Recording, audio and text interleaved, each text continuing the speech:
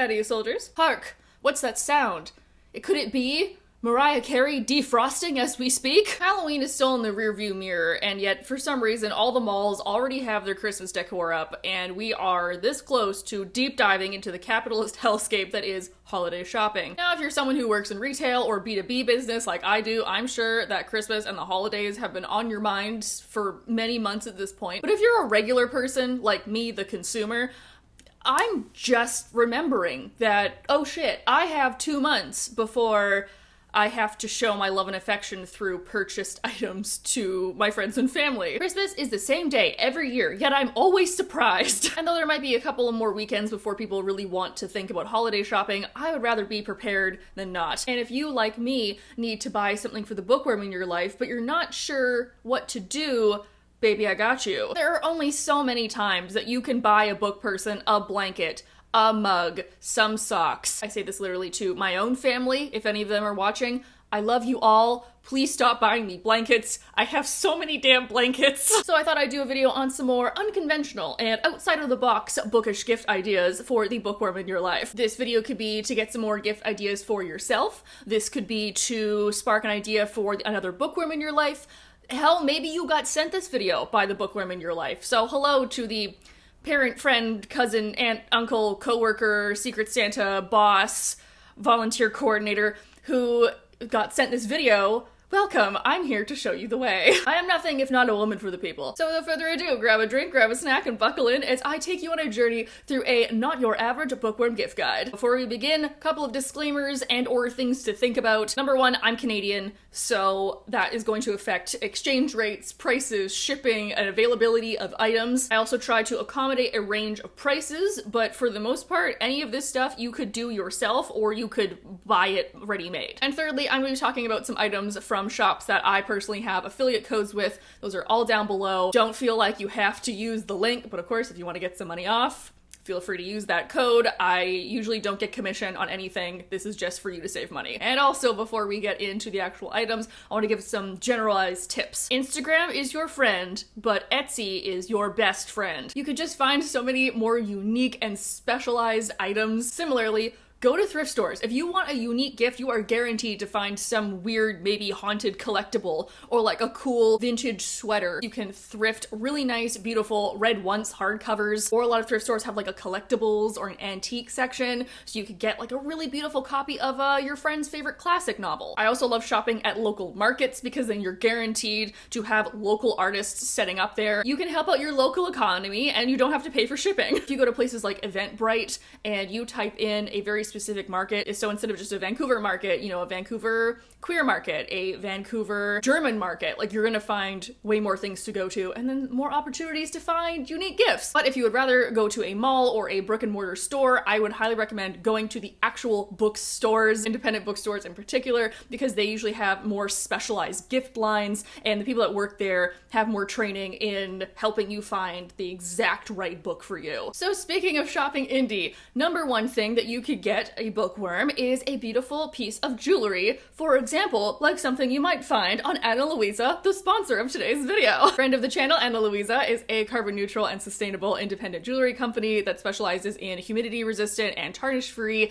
elevated everyday basics. They've sent me a couple of new items to show off for you today, so let's get into it. I do want to exchange these out for the newest pair that they sent, which is the Jessica puffed heart hoop earrings. They're chic yet trendy and rhodium dipped, so they are shiny enough that you could fall in love with me from across the bookstore. Simple yet eye-catching and a little Y2K. You could gift these alongside an adorable YA rom-com or a spicy and sweet romance novel. But let's say these aren't enough. You want to up your game. Well, then you can also pair these earrings with the Lisa silver twisted chain bracelet that also has a little puffed heart charm. Look, there's a little gem in it!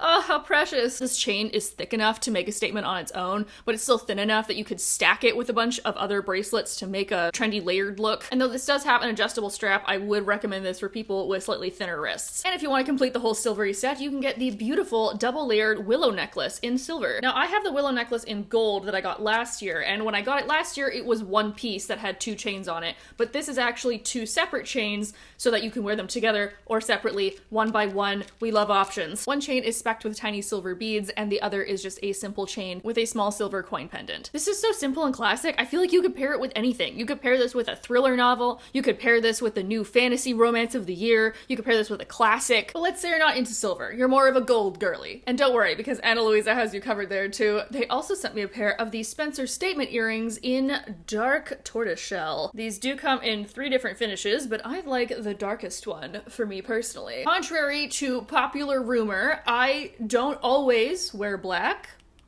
Sometimes I wear brown. I realized I didn't have any brown earrings, so thanks, Ana Luisa, for sending me these my way. And these are crafted from a certified bio-based cellulose acetate with 14 karat gold plated details. I feel like these would pair nicely with a new mystery fiction novel, or maybe an old Hollywood memoir. So if you want to check out any of these pieces or anything else on the site, you can use the link down below. Ana Luisa is doing a whole slew of sales leading up to the holidays, so you're guaranteed to get some money off. And there's nothing like a lovely piece of jewelry to make you feel like the main character. The second type of gift for a bookworm is also something that you could put on, and that is any kind of sick wearable. And you can get as generic to as specific as you want. If you want to go generalized bookworm, or if you want to go into like a very niche fandom, you can do that on God's green internet. The 2 bookish t-shirts that I own that I get asked the most about, number 1 is my Read Books and Fight the Patriarchy, which I got from Inkwell Threads, of which I am an affiliate, that I get commission on. If you want to go to my link, it's down below. And my Burgundy Queen of Elfheim t-shirt, which is from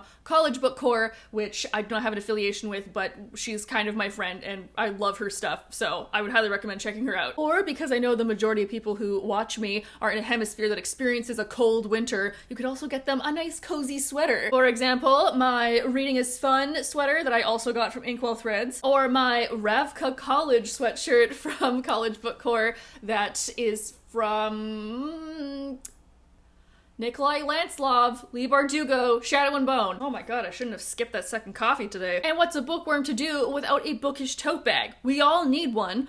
Or 2, or 5, and you can get these from pretty much anywhere that sells bookish stuff. Last year for Independent Bookstore Day, I got this red bookish tote. So many books, so little time. I got this from my local independent bookstore, Book Warehouse. You can also find them from a multitude of Etsy stores online. For example, my Books, Plants, and Coffee tote is from Shop Charlie's Place, which I also have an affiliation with. I'll leave that below. The back has little hearts on it. It's so cute, and she's so sweet. Or, with a little practice and patience, this might also be something that you could thrift.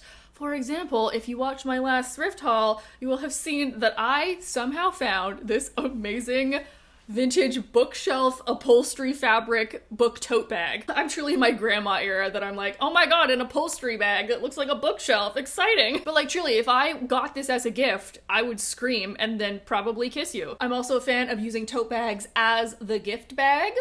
So if you want to put stuff in the tote, and then it's just a tote bag full of surprise and mystery and enchantment. A smaller wearable that is not socks or shirts could be something like a scarf. And now, full disclosure, I did get sent this Grishaverse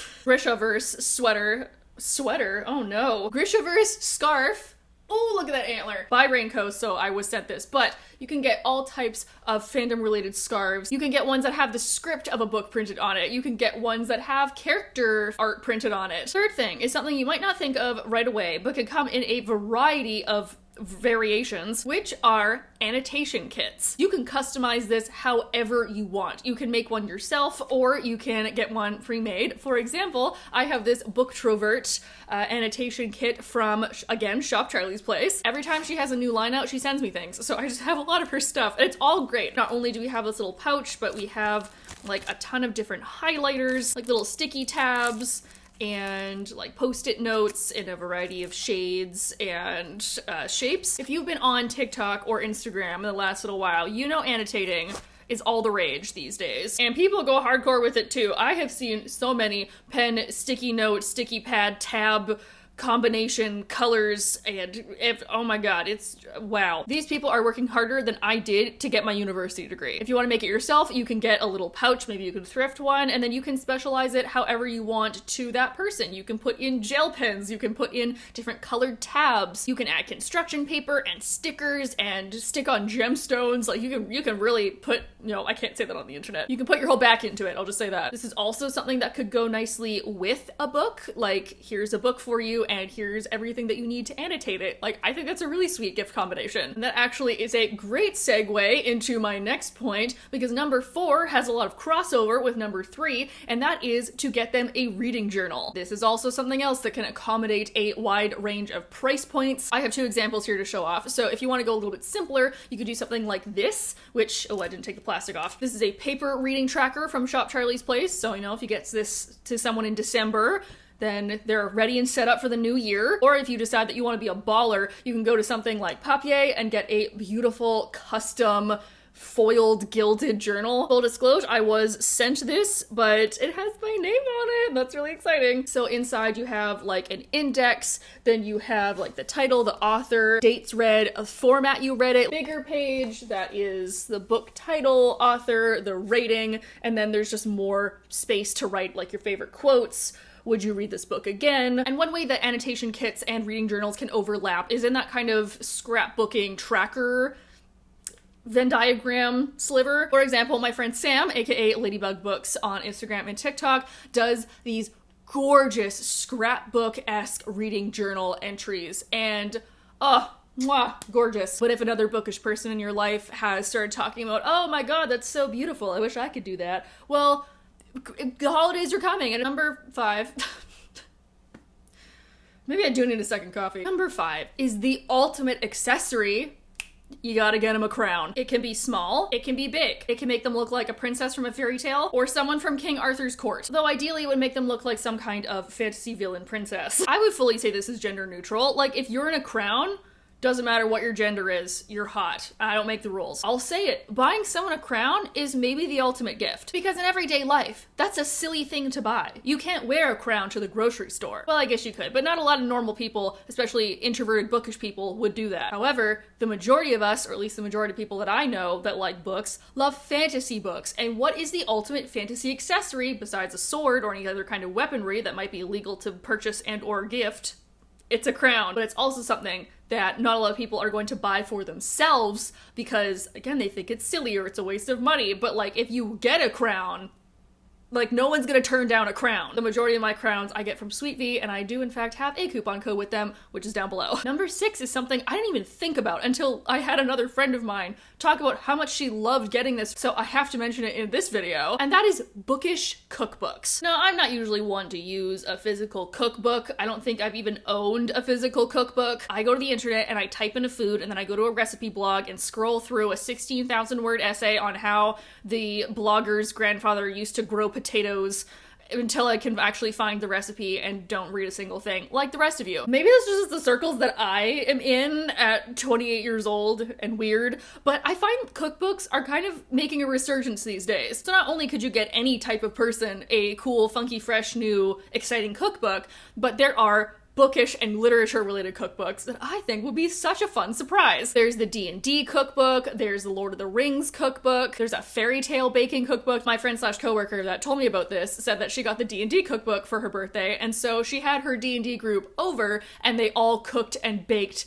meals from this cookbook and then sat down and had like a big birthday dinner celebration. And that's just such a wonderful, communal, sweet, involved birthday gift. And maybe after the holidays, you've been eating leftover turkey and potatoes for like 8 straight days and you will literally die at the idea of another potato. You could just whip out your new bookish related cookbook and whip up a new dish. And if the person you're getting this for also drinks, you could also do this with a cocktail book. Now, I do have an example of my own. It's not bookish, but again, it's bookish related. My friend got me a Nectar of the Gods cocktail book that has cocktails based on Greek mythology. Mythology's in books, right? It's in plays. It's in Greek mythology retellings. It counts. Also, this is my video. I can do whatever I want. I'm an adult and you're not my real dad. And like I said before, I'm a sucker for a theme. I love being able to have stuff that is referential to other things that I love. So for example, the next time that you're over, I can make you a highball of Hades. Or maybe I can make you an appletini of Discord. Ooh, I would not make you a Pan's Cup though. That'll put you out. A great way to involve a love of food or love of baking with a love of literature of any kind. And then also that could turn into a couple of hours or a couple of days worth of friendship time or baking parties, and That just sounds like a wonderful post-holiday activity. Number 7 might be one of the priciest options, but it's also the one that guarantees the highest reward, and that is to get a book bound for them. These are artists who can take the covers off of books and rebind them in leather or in fabric, and you can have cutouts and gemstones gilding them. They're painting the edges. They're installing customized ribbon bookmarks. For example, here's my friend Hauna, aka Flying Han Solo, who does beautiful book bindings, and she says that a lot of her clients are actually like partners of Bookworms. But if you want to do this, I would recommend getting in early because their timelines for this kind of thing can range. I know I've already mentioned Instagram and Etsy, and those are 2 places to go for this type of thing. I would also highly recommend TikTok for this. That's where I found the majority of the bookbinders that I follow now. Or if you really want to go all out, there are bookbinding classes. I think that could be really fun, especially if like you and a friend or like you and a partner went and did it yourself. That's a nice like hands-on date night, right? And while there are a lot of fancy special editions out there, if you get a book bound, you know that that is a unique, one-of-a-kind object, and that will make the book dragon inside all the bookworms very happy. Speaking of special and shiny, another gift that maybe people wouldn't necessarily think to buy for themselves, and I know in some circles is actually quite taboo to buy for yourself, but can still be a highly customizable and niche gift, and that is to give bookish people a set of tarot cards. And in the last year or so, there are a ton of literary or specific bookish fandom related tarot decks that have come out. For example, one of my friends gave me this, which is a Alice in Wonderland tarot card. Alice in Wonderland is the moon. And I actually have a tarot deck that is more niche. This is a Raven Boys tarot deck from Maggie Stiefvater herself. She drew all this art. So for example, this is my card. This is the Magician. And if you read the series, you know that that's also Adam's card. All the ravens with the crown are the 7 of Cups. Queen of Swords is a reference to Excalibur. Excelsior. So if you have a bookish friend who's a little witchy, or a witchy friend who's a little bookish, or you just have a bookworm in your life that loves looking at pretty bookish related art, but in miniature, I'd recommend getting them a tarot deck. Number 9 can be as both practical or impractical as you want it to be. I'm talking about bookends and bookshelf accessories. Bookends are one of those things that I feel like they just stopped making. And like, why? I don't want to have to go on some kind of epic Lord of the Rings style quest to be able to get something to stop my books from falling over. You can get them as sets, so like the Fact or Fiction or like my Raven bookends. This is a set, but I don't know where the other one is. I also found these are something that is good to thrift, although sometimes you can only get one bookend and not 2. But for example, I have this one. It's so perfect. It's a bookish bookend. And I think I paid like $7 for this. When I also say bookshelf accessories, I'm talking about maybe like some skulls. This is Halloween decor from Michaels, and it sits in the background of all of my videos, and all of you love it, and so do I. And over there is my bookshelf guardian, my little deer statue. He's not really a bookend. I don't even know what he is, but like, he looks cool on the shelf. A bookend or a decorative thing, figurine, something that you can thrift, something you can find on Etsy, something that you can find on Facebook Marketplace. It's just like a little conversation piece, just adds, you know, a little spice. Number 10 is special editions and or special dust jackets. This book is a hardcover book, and this thing that comes off of it, this is the dust jacket. Oh, I forgot there was art on this cover. Pretty. There is a whole freaking industry for making specialized dust jackets. You can find the most beautiful custom-made dust jackets by people making their own art, be it like other scenes in the book or like their ideas of the characters. Some of them are foiled, some of them are double-sided. Like, oh my gosh, the extent to the art that you can find on Etsy, it never stops. It's also another way to buy someone character art, maybe if they don't have any more space on their walls, like somebody that I know, and you can support indie artists while you're at it. It's a triple win situation. Or similarly, you can buy someone a special edition of, I keep wanting to say a book they love, but like obviously I don't think you're gonna buy someone a special edition of a book they hate, unless you hate them for some reason. I'm not your therapist. Actually, if we go back to Bone Season by Samantha Shannon, this is one of my favorite books, and recently the 10th anniversary edition dropped, and she looks something like this. Oh my god, this is so unbelievably beautiful! I don't usually buy another edition of a book I already own, even if it is really beautiful, but like if I got this as a gift, which I guess I kind of did, thank you Bloomsbury, this would be a fantastic gift to give someone. And also depending on where you live, there are different editions of books that like each bookstore will have a different edition, like the Waterstones edition, the Barnes & Noble edition, the Indigo edition, the like specific indie bookstore edition. For example, the new Cassandra Clare book, Swordcatcher, looks like this.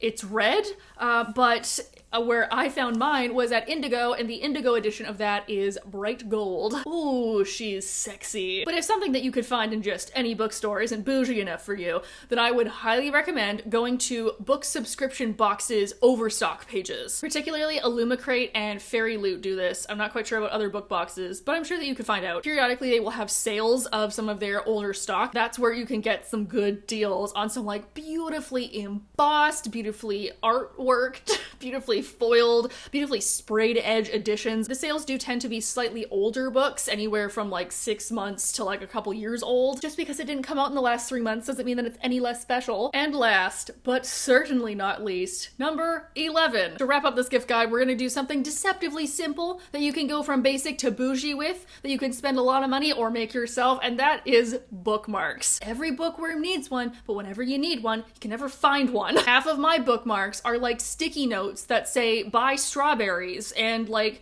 a straw wrapper that I happen to have in my pocket. So do your local bookworm a favor and get them a bookmark. If you want to go bougie, you can get them a beautiful metalwork bookmark. So for example, I got this one from a friend, the little axe. Or you can get these beautiful resin ones.